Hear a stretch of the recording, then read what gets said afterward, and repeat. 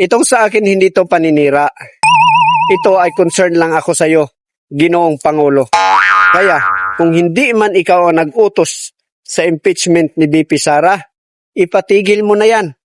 Lalong-lalo na yung sa kamera.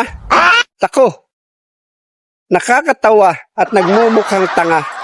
Pero kung ikaw man ang nagpa-utos niyan, ikaw man ang nagbayad niyan, sabunin mo na yung iyong inutusan.